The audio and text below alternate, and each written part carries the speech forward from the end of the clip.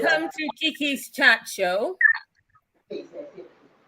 Hello and welcome to Kiki's Chat Show. Today we're going to be talking about something very, very, very important to us in Ghana. But I think this is something that is important to a lot of people in Africa.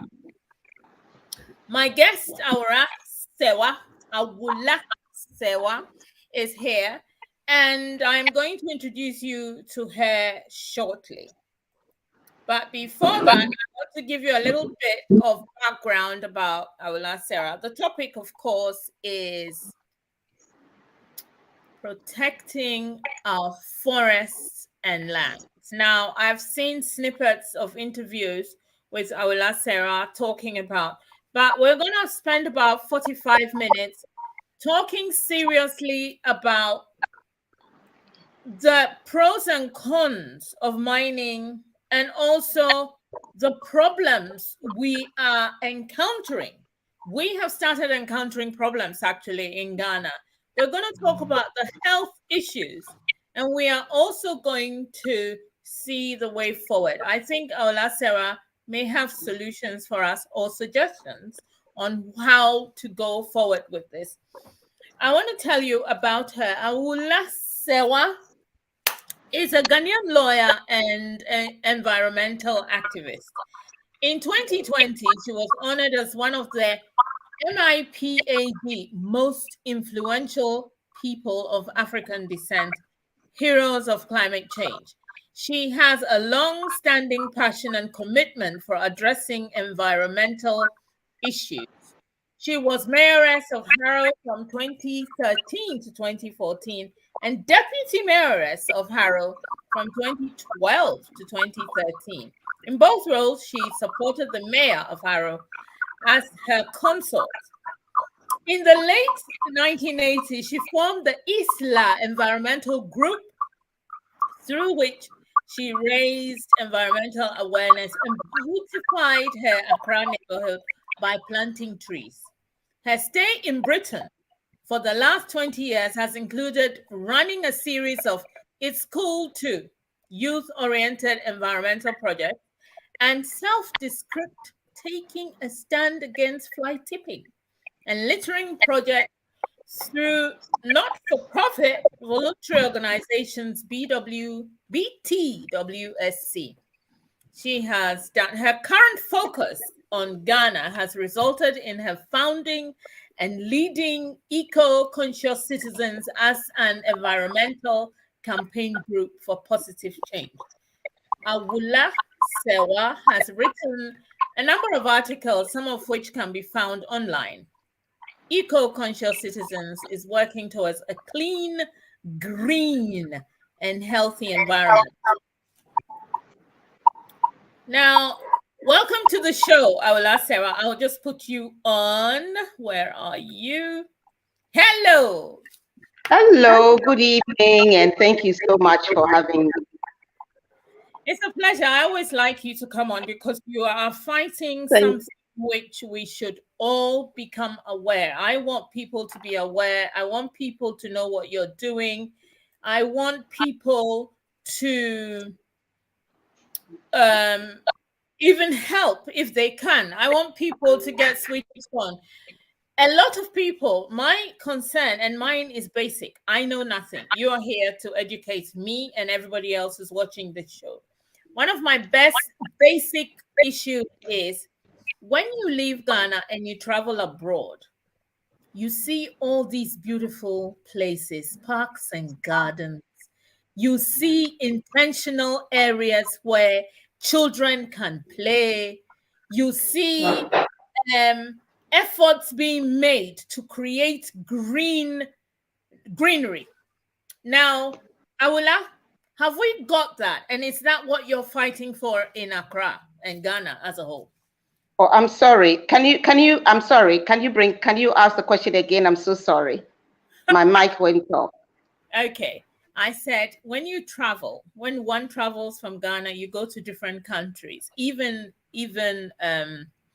war-torn areas now, but before they used to be beautiful. You go to places and they have intentional parks and gardens. Every area seems to have somewhere people can sit, recline. Even in the city of London, we have parks, we have areas where people have lunch. There's a fountain, there are ducks. It is intentional. They are built for relaxation, for meditation, for being at one with nature. And I'm asking you that, have we got places like this in Ghana? That's a very good question you're asking. On paper, Accra was well designed and had parks like you're talking about. But what has happened over the years are that the green spaces, sadly, have been built upon. In fact, one of our first campaigns was to save parks and gardens in Accra from being built on. Had it not been for our intervention, you would have a multi-story office building on land that had been set aside for parks and gardens, for relaxation, for greenery, and so on and so forth. So you'd find out that a lot of our open spaces have been built on. But you do have private places. You have Legon Botanical Gardens. You have other places where private individuals have intentionally set green space around for people to relax and enjoy the beauty of creation. So yes, you ask a very good question, but unfortunately, even Kumasi, the garden city, what is happening to it? We don't seem to have understood the purpose of greenery. And therefore, when we see greenery in a prime area, the first thing that comes to our mind is, can we build a multi-story office building or apartment blocks? That is the sad situation we find ourselves in. One of the things which I worry about, because, for example, in this country, I live in the UK, and in the UK, if you want to build even multi-story car parks or multi-story whatever, you are given a few rules. The rules are, there has to be a green area, there has to be a playground, there has to be a living, those sort of things. But are there any rules like this in Ghana so that people can build and yet incorporate living comfortable areas so that it is a whole community can be comfortable? The problem with Ghana is enforcement. Sometimes I think we are allergic to enforcement. We have all the necessary rules and regulations. The only thing missing is how to enforce them. And coming back to parks and gardens, if I might harp on it, it was set up by Kwame Nkrumah in the 60s. And it was so important to him that we had the Ministry of Parks and Gardens, headed by a cabinet minister, Mr. Okansi, because he saw the importance of open spaces, climate change, all those things. He was ahead of his time. After the coup, Parks and Gardens was downgraded to a department and has been under various ministries. It's currently under the Ministry of Local Government. And it is the Ministry of Local Government who is supposed to be looking after parks and gardens that had the bright idea of converting it into a multi-story office building. And yes, there are rules and regulations. So that area is known as a green civic area. So in order to do that, they wanted to rezone the area from green civic to exclusively civic to enable them to get around the law that you needed to have greenery there. So they had to try and rezone it. But thankfully, we've been able to at least put a pause on it. And they tried to do this in 2019. When 2022, they haven't been able to do this. But the point I'm trying to make is that the rules are there, the regulations are there. Our difficulty is enforcement. There are rules about, for example, you need to plant a certain number of trees in front of your house, but nobody abides by it. And those who are supposed to be enforcing, they don't seem to even be aware of the laws they are supposed to be enforcing. It saddens me. The way that you've said it, it saddens me. Why should you go around it? Are you not thinking of human beings when you're making buildings? And when people are building, are they not considering that you are building for human beings to live in it? And therefore, there has to be an area for work, an area, maybe shops, an area where people can sit and enjoy the day or wait for someone or talk to someone. I think our problem, and this is me, my private thought, could be that Ghana was so lush with greenery that we don't respect it? Well, some people seem to think that greenery is like weeds. You know, you leave the greenery around until you can sort of build. So we want to turn the whole place into a concrete jungle. Even those who have traveled, they seem to forget that even in, as you said, London or New York, where you have built up areas, you always have your parks. You have so many parks. So they just don't seem to see the value of green spaces, which is astonishing because we're in the tropics. So you'd expect people to understand the value of green spaces, whether for relaxation, to get away from the heat, and just to see the beauty of creation. So this is replicated almost everywhere. I mean, I'm sure you remember how Kumasi was a garden city, but Yes, over I time, remember. we come and wait. And because of it's only because voluntary organizations, environmental groups have come together. Otherwise, the whole country would become a concrete jungle. I mean, somebody sees an open space, and the first thing that comes to their mind is that I can build an apartment block. We seem to have a kind of disease, which is just the desire to build, without, as you said, thinking of where are the people going to sit. Then we have air conditioners everywhere, and we don't seem to understand that you need to go outside and sit in the garden and that sort of thing. So it's really a challenge we are facing. When you say challenge we are facing, it takes me into another question. Whilst we're still on the subject of parks and gardens, we also have the issue of lands. Now, here we are. All we hear about abroad, everyone in the diaspora who's watching has heard the word galamsey. What is the meaning of galamsey? Well, Galamsey has a long history. Galamsey has been going on for many years. I think it's started from, take and gather. When Galamsey first started, what these people used to do was to use hand tools to collect and gather gold that was around. But right now, what they're doing is using heavy duty machinery like excavators and so on and so forth. So it's no longer what it used to be, using hand tools where you're not really damaging the environment. But it's gone into full gear where they use heavy machinery like articulators and just destruction of our forests, destruction of our water bodies, and just mayhem and chaos. And the authorities just seem to stand idly by and not be able to do much about it. Joy News has done a very good documentary entitled, I think, Destruction for Gold. And then you can see some of the problems involved. So to answer your question, galamsey is the illegal mining, where you just enter a forest reserve or a forest and just go there with your heavy duty machinery and start causing mayhem, just destroying the place in pursuit of gold. Okay. So we have, I suppose our country is Gold Coast, and therefore we have gold deposits everywhere.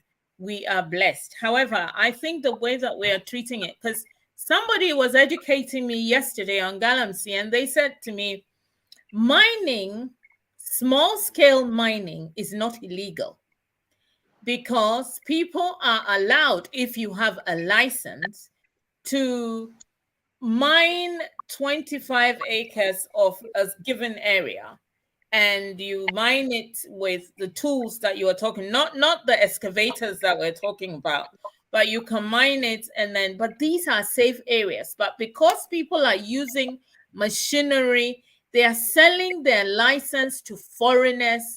These are the issues where the water bodies, it's illegal. It is no more small scale mining. How do we stop it? I heard Doma Hinkro or somewhere has stopped it fully. I'm hearing it, but I don't know if it's true or not. But maybe you can tell us if it's true. I cannot say for sure, but my information is that they've stopped it, but I've not been able to verify. You see, when you have the chiefs very much involved in protecting the environment, then you can make some headway. But in some cases, either the chiefs are involved or they are quiet about it, and the ball game is completely different. So I think the best thing to do now is to pause all the so-called community mining, since most of it is just galamsey, until we can get our act together put proper systems in place, and be in a position to monitor. Because when you are giving a license, you're supposed to go, you're not supposed to go close to water bodies. You're not supposed to go to protected forest reserves. There are supposed to be areas where you can go to. But if nobody is monitoring, that's when you have the total mayhem that we have. So since we are unable to monitor, I would think the sensible thing to do for now is to stop all small-scale mining and then try to get our act together.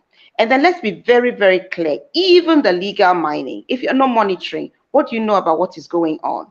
When you have a driving license, does that mean that you are driving according to rules and regulations? That is not always the case. So even those who have the licenses and the big scale mining organizations, do you know what they are actually doing? Is anybody really monitoring how they dispose of their waste and their wastewater and so on and so forth? The enforcement regime, to some extent, is, let me put it mildly, not functioning as it should. So there's a very, very serious problem. There's an existential threat. You look at the destruction of our land, the crops that are going, do you know how contaminated the land is? Then our water bodies, and you're consuming fish. Do you know what the fish has ingested? So do you know what you are taking in? I've read a report of people developing kidney problems and so on and so forth. But I don't see the health authorities actually coming out and say that, look, enough is enough. We're not going to sit quietly until the whole population is poisoned. Because you might think you're safely in Accra, but you know where your food is coming from. So well, like I'm saying, I can help you here, because you see, one of the things I've noticed, everybody seems to be worried about speaking the truth in many topics in the world, in the whole world. At the moment, we are worried. However, I know for a fact that mercury is part of what they're using in the water bodies. And there's another chemical. There is another chemical as well. You see, people need to hear the truth, and people need to become aware of the truth so that they can deal with it. If you want to have children and you live in an area where there's galamsey, your child will invariably die. Your child will die. Now, is somebody telling or be seriously ill, and that's not what you want, is it? You want your child to be healthy. When you say seriously ill is death in Ghana. Let's not beat about the bush. So that's why I started by saying it's a clear and present danger, an existential threat. But you see, in every country in the world, we have authorities, and the authorities have a mandate, and they are supposed to use their mandate to the best of their ability, and that's not what is happening. I'll give an example with the Forestry Commission. Their mandate is to protect our forests and wildlife for unborn generations, and to have more of it than we actually came to meet. And their mission statement is to deal with sustainability. But we found this letter that's been circulating on the internet when this mining company, Akonta Mining Company, asked for permission to enter the forest reserve. And what does the Forestry Commission say? It says that in principle, they have no objection to mining. And it's like somebody looking after, what shall I say? I'm trying to give an analogy. It's like the thief saying, it's like the watchman telling the thief, I have no objection to your coming. I mean, what do you think your mandate is as the chief executive of Forestry Commission? You're supposed to be protecting the forest. So you don't say that in principle, you don't have any objection to mining. What he should have said was that a year earlier, the Minister for Lands and Natural Resources, Honorable Jinapo, had said that there should be no entry into forest reserves, precisely because people go there with prospecting licenses, and they use those prospecting licenses to mine. But if you're talking about forest reserve and somebody is going there for prospecting, what's the purpose of prospecting? You're prospecting not to go and write a book. You're prospecting to find out whether mining is going to be profitable. So if you don't think you should mine there, why even allow anybody to explore or anything like that? We really need to get our act together. There's a certain area of land that you can mine on, and apart from that, you cannot mine on it. So what we need to do is to make sure that we are regulating.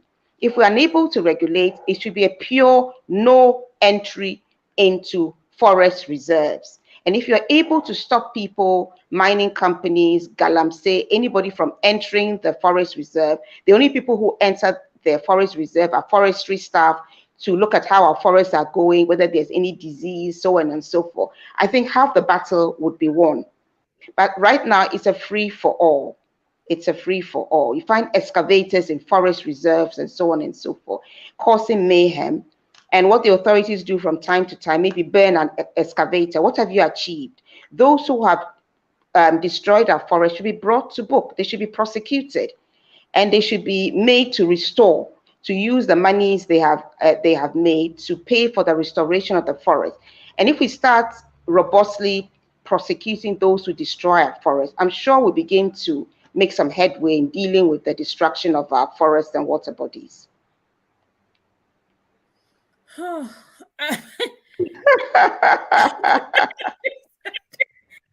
don't even know what to, I have all these questions, but you have answered a lot of the things already, all in a nutshell. However, my question is still, what is the government doing about this? You see, let me put it this way. Past governments have their, okay, let me put it this way. When you find these people doing galamsey, you know how much an excavator costs. They can't afford the excavators. So they are the sponsors. They are the big players who are involved. And some of them sponsor the political parties, not just the ruling party, both parties. So it's been difficult. I think before the election, the NDC's, the leader of the party had said that if he came to power, I'm not trying to misquote him. Anybody can go and check the information. He would not, I think he would free some of the people who had been arrested for galamsey and so on and so forth. So you'd find out that in the galamsey areas, he did quite well. But what is happening right now is that, for example, to give an example, which is just one example, Akonta mining, for instance, the chairman, or shall I say the person behind it, is very high up within the NPP. And so you find out that the people you are supposed to be dealing with, they are sponsoring the party, they're involved in the party. So the government is finding it very, very difficult. But I know President Akufo-Addo said he was prepared to put his presidency on the line. Putting your presidency on the line means that it doesn't matter who is involved, whether they are in the NYPD, NDC, doesn't really matter which party they are in. Once you are destroying the forest, you'll be robustly dealt with. So we really are calling on the authorities to really deal with this matter as they should. Because for me, my party is Ghana. And a lot of the environmental organizations, we don't really care about any political party. We just care about the welfare of Ghana. God bless our homeland, Ghana. People have shed blood to give us independence. It wasn't for us to just go and destroy the environment for gold. So it's for the government, the chiefs, and so on and so forth to say enough is enough and start dealing robustly with the miners, both the legal and illegal miners, because both are destroying our environment. And we should forget about who are the sponsors, because like I'm saying, if you really want to go at the chain of it, even when it's foreigners, how do they enter the country? They need visas to enter the country. How do they enter? Who is sponsoring their entry? So if we really want to stop galamsey today, we can, if the political will is there. I'm not even, it's not even entering the country. How do they know where to go? Because the Ghanaians show them. I mean, so, it's very easy to blame the foreigners, but I would say that we should look in the mirror. Somebody sitting in China or in whichever country they are in, where do they know where your gold is? So there's somebody in Ghana who says that you can come and then you can come and work and I'll have some land for you to work on. And then we turn around and blame them. How do they acquire the land? How do they come in? How do they know where the gold is? Is there a Google search they go through wherever they are? They know that this is where the gold is. And they just parachute into the country, and the excavators they are finding are like needles, so they can just find their way to the forest reserves with nobody finding out that this heavy duty equipment is moving into a forest. How many checkpoints don't we have? So if we really want to stop it, we will, but it's just a lot of rhetoric right now. Right.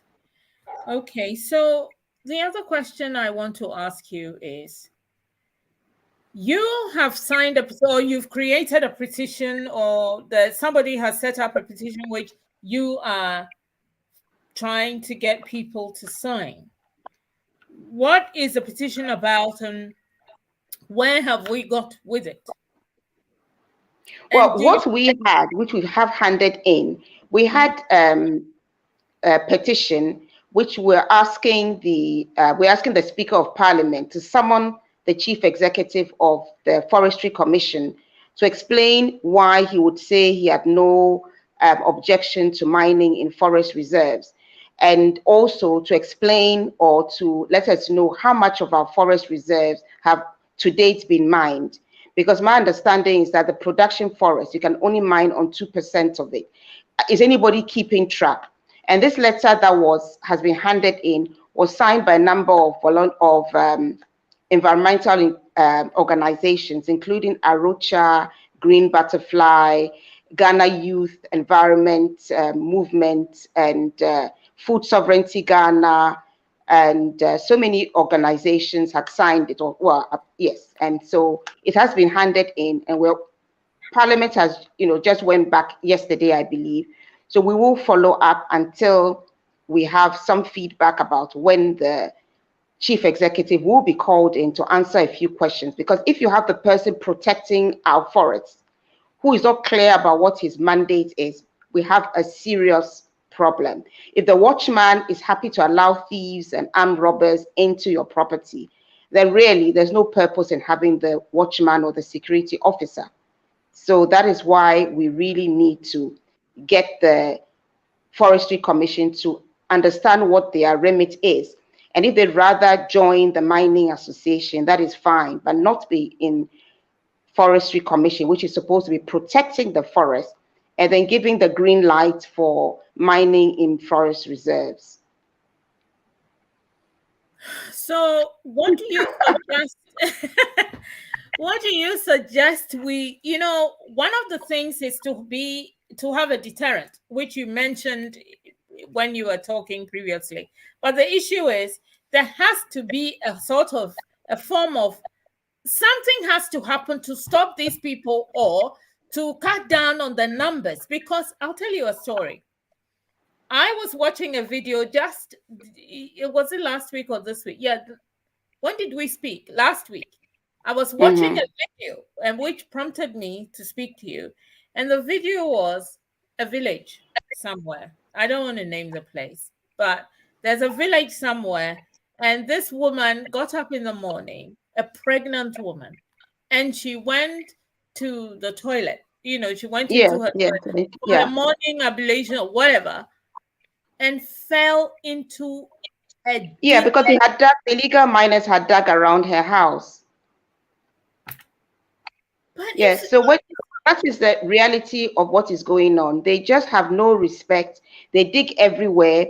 You might go somewhere, come back. I have a friend who told me that his father had farms, cocoa farms. They've been taken over by the Galamseyers. They've dug and destroyed everything. He tried going to the police. The police were like, what can we actually do? Some of them are armed. So that is true. That is true. When I'm saying it's an existential threat, and I'm saying that apart from the fact that, very soon nobody will take our cocoa because they'll say that soil is contaminated. Apart from the fact that we don't know what water and sewage have told us that at this rate, they'll soon not be able to purify our water and would have to start importing water if we don't put a halt on what is going on. Soon we'll not even be able to consume any fish from our waters because we don't know what's in them. Apart from all that, because they are digging almost everywhere, you could virtually be in your house and your house will crumble, because if around your house had been dug, you know what happened to the foundation. So yes, the story you read is very, very true. And what is frightening is that it seems to be just going on. They just mayhem, just digging anywhere without the understanding that what you are doing could cause somebody to die. And apart from that too, when they finish digging, they leave the open pits. There've been so many children, who are playing and they fall into an open pit. They died. Yes. Recently, a headmaster, I think he himself was remotely involved in Galamsey. He was walking around. He didn't realize that his land there was an open pit there. He fell and he died. So there's so many people dying. And this has been going on for some time, but it's just that it's becoming worse. It's becoming worse. If you look at newspaper headings. You see that even 10 years ago, 20 years ago, people would leave the pits open, children will fall in and they will die. But it's just that it's becoming worse. It's like a cancer. You don't do anything about it. It just spreads. And that is the situation. So yes, it's a very sad state of affairs. The question is, so as someone said, and as you said, we have a government, we have a machinery, we have a Ministry of Lands and Forests, or do we not? Do we not Lands have and Natural Resources, and then we have a Forestry Commission, which is separate. Yes, we have a Forestry Commission. So, yeah, you were saying. Yeah, I'm saying that you're 100% right. We have a government, we've got chiefs, we've got an army, we've got whatever, we've got what it takes. What we don't seem to have is a political will to deal with it. We've been having consultations upon consultation. There's nothing to consult about. We know what the problems are. There was a time when the illegal mining went down because they put an end to community mining. And then what we need to do is to say zero tolerance on entry into forest reserves, no entry into forest reserves until we can get our act together, ascertain how much of the forest is left, whether we've mined on the percentage we said would allow to be mined on. But you know, you need to have the political will. I don't know if you watched the documentary by Joy, where they went to a particular area where there was illegal mining going on. I think they went to Operation Vanguard. Operation Vanguard tried to arrest those involved in the illegal mining. Somebody else came, made a phone call, got a different set of armed personnel to come. And in the end, the Operation Vanguard was outnumbered and they had to leave. And I think they tried to destroy the camera of Joy, but luckily they had a backup. And this matter was reported in January. And we are in, what month are we in? October. Nothing has been done. No action has been taken. So how serious are we? We had a situation where the women's organizer, one of the leading parties, her excavator was found where it shouldn't be.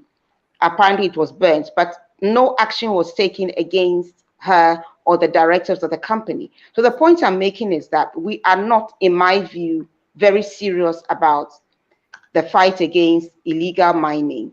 There's a lot of rhetoric, a lot of talk, but we're not very, very serious. And the difficulty now is that as we had some galamseyers talking about earning 500 cedis a day. So now as the wealth is going around, they can afford to buy arms and to be more heavily armed than they are. If we don't nip it in the bud, we'll have situations that happen in Liberia and other places. So we need to nip it in the bud. Get the army in, stop everybody from entering forest reserves, stop the community mining until we can get our act together and start streamlining things. But if we go about it in this lackadaisical manner, we are really going to reap a few problems. So I'm very clear that there hasn't been sustained seriousness about dealing with illegal mining. Because like I said, that we know who the players are and they are within our contacts, and we don't want to do anything about it because they are funding the parties. Okay, my question to you now, which underpins this whole thing is, could it be poverty? I'll tell you what, when I was watching that video of the lady, I couldn't sleep for days after I watched it. Because here is a woman, the minute you're pregnant, I have been pregnant a few times, and there is a lot of excitement, there's a lot of planning, there's a lot of future, there's all this going on. So this woman gets up in the morning, goes, dies. Somebody in the village came to say, the problem with this galamsey issue is she would not have benefited even the people digging are not making money. It is the people who are making those people dig. They give them 10 cedi, 15 cedi just to wreck an whole area. And then others are making money out of this. So my question is, after saying this is it poverty that is driving these people to, is it that there are no jobs and we should find something else for people to do? Is it that there is hunger and therefore the smart people are now becoming lawless because they are feral? They have no other choice than to be so. You know, I'll say that there's always a choice. I mean, when an armed robber comes, when armed robbers come, we have no sympathy for them. We don't say that maybe it's because of poverty that they've engaged in armed robbery because they didn't have any other job. And some of them have said that that's the reason. But you see, there's always a choice. And engaging in destroying the environment is never, never, never an option. Yes, after we've stopped it, we can, or we can say in tandem, we can look at the area. What can we do to support the area? What is it they do? The green economy, because some of them were cocoa growing areas. And apparently they're not getting enough from the cocoa. And some of them had their farms destroyed by the galamsey, but some of them actually sold their farms because they were saying they were not getting enough. I mean, to digress a bit, we are happily building a cathedral. So maybe our priorities are a little misplaced. Maybe we should find money to invest in these areas and try and find out what they can do, what crops they can grow, and so on and so forth. Because it's not an option to say that because I'm poor, I'm going to destroy the environment and dig in such a way that anybody can die. I don't care. What did who was it? Who was a rap artist who said, "Get rich quickly or die trying"? I'm always forget his name. 50 cents. 50 cents. I mean, that's not the kind of mentality we want. And you know, the interesting thing is that if you go to some of the mining areas where there's legal mining going on, have the people actually benefited? Go and talk to the people. They had a nice green environment. Now look at what it's like. And I also am told it's so polluted that you can't even harvest rainwater. So it's not as if the people there, like you are saying, are benefiting anymore than when it's the illegal miners doing it. I mean, it's not right at all. So what we need to do in these areas is to find a means of livelihood for them. And I'm sure they're already doing things which, with a bit of support, they can expand what they are doing.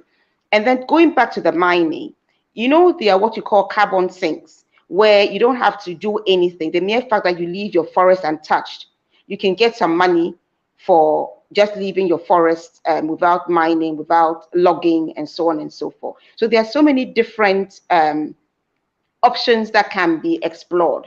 But of course, if the galamsey is going directly into some people's pockets, I mean, when you do some of these other options, individuals may not find it as profitable to them directly. But for me, not having a job is not a good enough excuse, because I'm not going to kill somebody because I don't have a job. I'm sure there are always, maybe not so attractive, but there are always other options. There's something you can grow. Maybe you can do, you can weave a basket. I don't know. Each area has its own strengths and weaknesses and so on and so forth. But I think that there's a Reverend Father, and I forget his name, but he has managed to stop galamsey in certain areas. And like you said, in tandem, they've tried to get the people to also have a livelihood, so that there's no excuse. And they actually have mobilized the community so that when the galamseyers come, they're able to actually mobilize and drive them away. So we're exploring some of these options. But in the meantime, we just have to stop it. Just stop it, because it's causing death and it's causing destruction, and it's just not on. So poverty or lack of a job is no excuse. Okay, so we've come to the final segment because it's almost, I mean, this is a 45 minutes discussion, which can go to 50 depending on what we say. However, one of my questions for you is, you've actually answered the question I'm going to ask, which is maybe we need to find different things for them to do. But there is another question. You see, you and I, we've traveled, we've seen the world, bits of the world, and we know how people are struggling. In this country, we have the Green Party. We have, you know, people who are struggling to look after the sea, to look after the plant. They, you know, the Green Party wants a healthy environment, and it is a big thing in this country. Now, with Ghana, we don't have anything like that. Maybe there is a need for that. Also, shouldn't there be a way where the message is conveyed to these people that this is dangerous. This is danger and you're going to all die. Because you see, a lot of the time, we are speaking English. You and I are speaking English here. The villagers don't speak English. You and I will argue, but it looks like it is educated people arguing about things which the people themselves need to know. They are experiencing hardship in the villages, not in the cities and towns.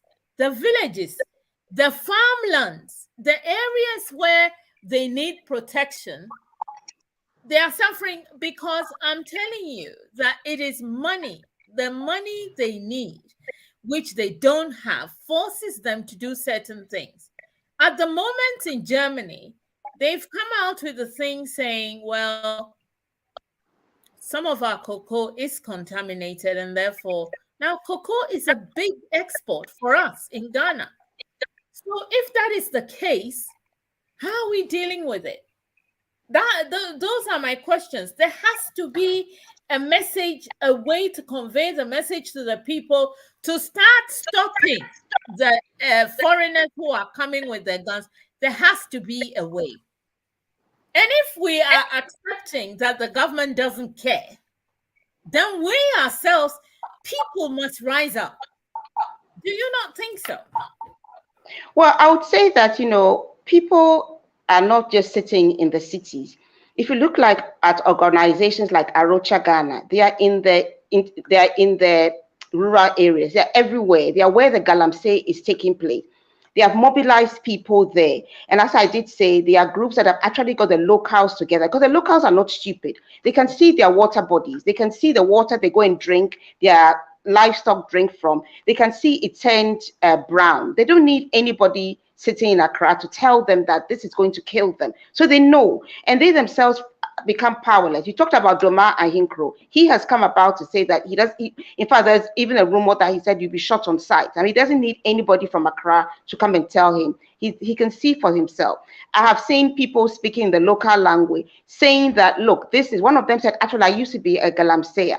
But it's quite clear that we are all going to die if we continue at this rate. So the people themselves know that it's an existential threat. They can see, I mean, even a 2-year-old who can see the brown water can see that I can't drink this. So what is happening right now is that you have a few people who are holding everybody to ransom because they are armed and nobody is doing anything about it. Half the time, the police themselves don't seem to have the resources to deal with it. So yes, I do believe that the people there are not stupid and they know what is going on. And I think that more people are against Galamsey than are for Galamsey. But it's like the noisy, what do you say? One bad nut spoils the whole lot. They are critical mass of people who are saying, look, I don't care. I'm seeing all the wealth around. If I can make a bit of money and I die tomorrow, at least I lived today and I lived to the height. That is it. So I think what needs to happen, like you said, is that you can find out how you can support those in the areas to do. I mean, those who are trying to find a livelihood, to support them. But immediately, we have to stop this cancer. We have to stop this cancer. So more communities have to be in a position to stop these galamseyers. But sometimes it's difficult. So they need the support of the chiefs. Because, I mean, you and I going, if we live there, we don't have any arms. These people come with guns and things and are driving us away from our farm. What are we going to do? But at least the chief has some resources and they can mobilize and they can make sure that they're in certain areas where they can mobilize and stop them from entering. And that's why I keep on saying that government needs to, from today, stop all entry into forest reserve, stop this so-called community mining, and then put your resources where they should be. And then stop projects. In fact, I think the cathedral, there's no money, but start looking at what we can do to help people and not grandiose projects that don't help anybody. But we need to really support our people. And I keep on saying that go to the mining areas where it's legal mining and ask the people if they think that the mining has really benefited them in any way. I don't think you get a very positive response. So maybe we need to sometimes leave the gold where it is.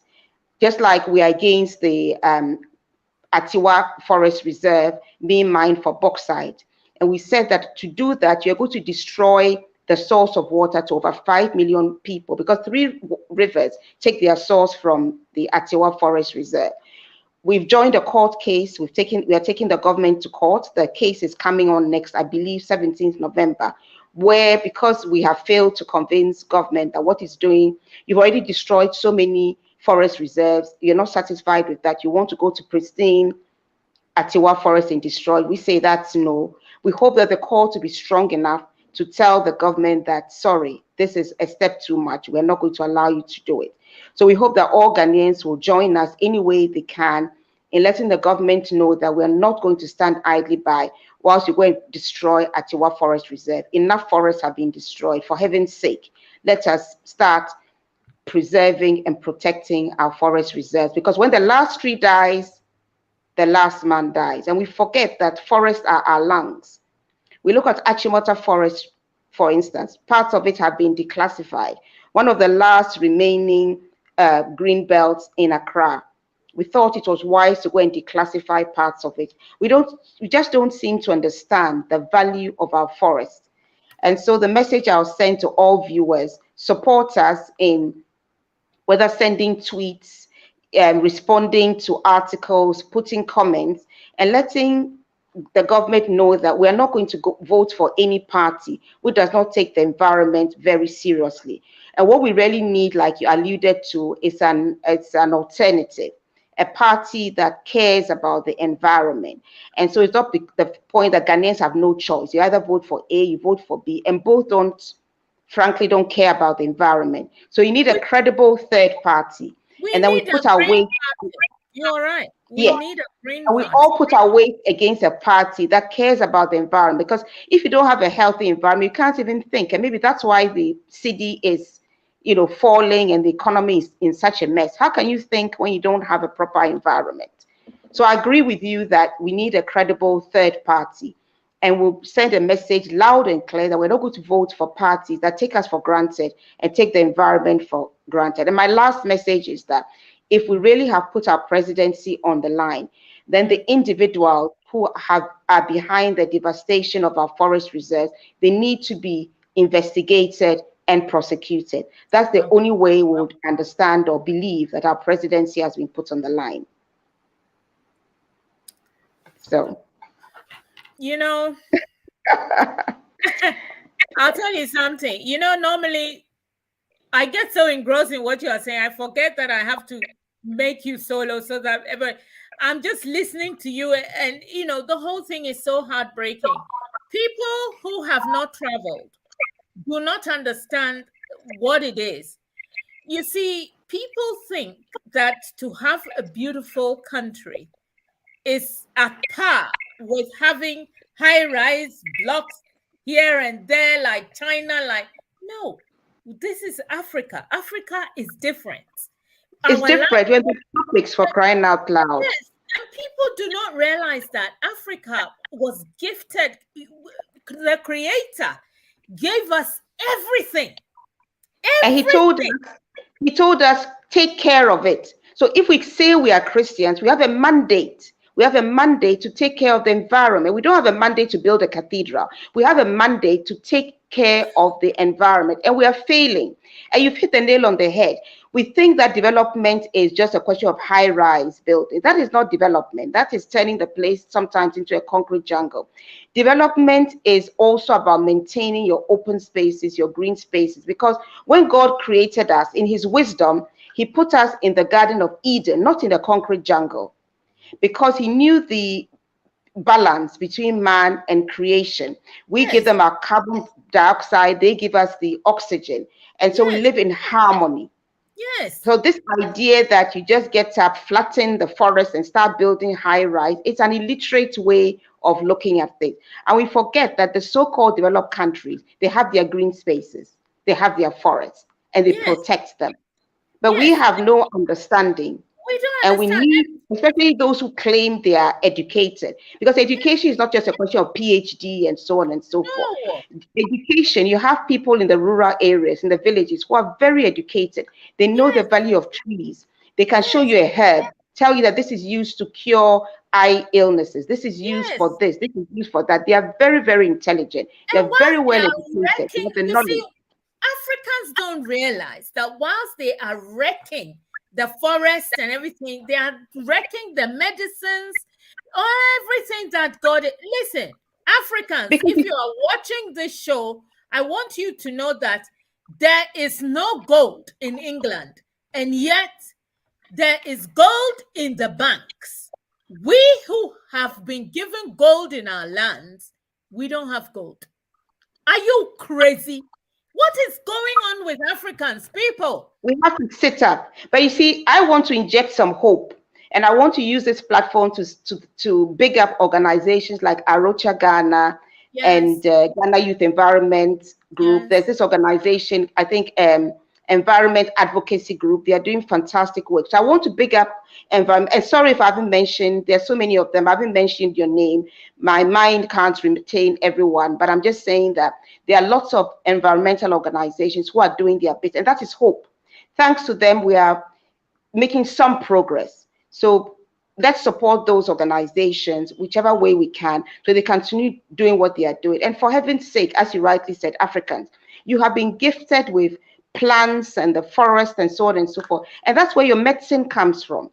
Some people can tell you that if you have a snake bite, this is what you should use. We have all those things, and you are destroying them for gold. What is gold? We forget that there was a time that salt was just as valuable as gold. It was exchanged. We've forgotten our history. Tomorrow, gold will not be anything.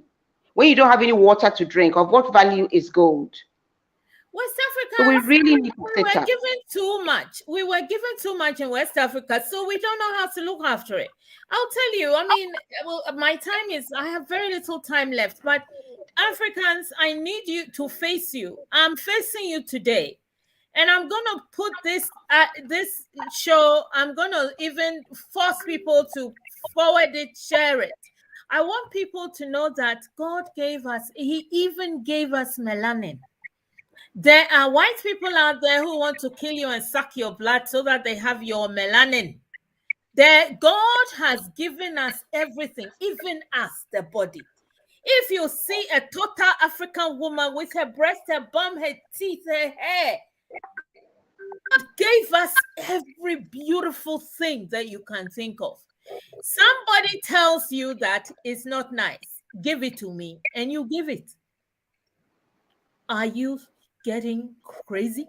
I'm being polite here. I want you all, the time is up and we have to go. First of all, I want to thank Awula Serwah. Awula Serwah, this has been such an illuminating and powerful discussion to me and to a lot of people who are interested in the betterment of our country and countries out there in Africa. And you have educated us. We can see that you are fighting the good fight. And we need to help you. People, we need to help her. Everybody who's watching, everybody who watches live, everybody who watches after, later, we have to find a way. I'm going to get all the information and put it in the chat section so that people know where to go, what to do, and we find a way to preserve our forests and land. You see, all of you in the diaspora, you know that they don't like you.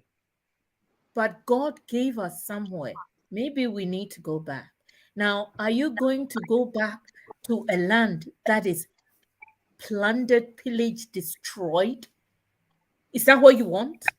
We need to go back to beauty. We need to go back to our wonderful countries. We need to do something for our children. Thank you very much, Awula Serwah. Thank you, all my listeners. Thank you for everybody who joined in today. And I'm even thanking in the future for everyone who watches it later. Thank you for inviting me. Thank you for all the good work you're doing. God bless you. Oh, thank you. Thank you so much. You are the one doing the good work. I am just talking, broadcasting it. So, oh, no, you're highlighting information. It needs to be highlighted. And we are taking, and just before I end, we are trying to take the people destroying our environment to court, and court is expensive. So later on, I'll come to you. We'll do some crowdfunding for the lawyers and so on and so forth, because if the government won't act, what we need to do is to go to court, and hopefully our courts will give us the right decision. Maybe we should just do what the chief of Domain is doing, and take the guns and have wars and things. You know, I mean, this is like the cowboys and Indian issue where we've watched it's a clear and present danger, and yeah, clear and present danger. What can we do? Existential threat. So I guess we need the best way of dealing with the problem. So thank you so much for having me. God bless. It's a pleasure. Thank you. Thank you again. Thank you. In fact, I had great plans on saying something very wise. People, I come from a tribe somewhere under a mountain, and we've started our festival. Our festival is called Eating the Millet. And we pray to our ancestors, and we thank them for giving us our lands, and we thank them, and we do all sorts of things. The festival has started. Today, we visited our gods, and we prayed to our gods. I am coming to everyone on this show to say that God is with you. Let us just keep the faith. The word is Okliboni. Okliboni is Happy New Year in my tribe. So, Okliboni.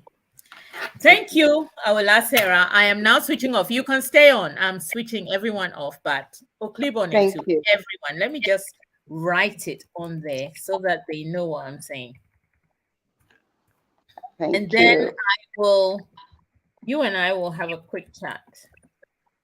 And then I will switch everyone off and the broadcast.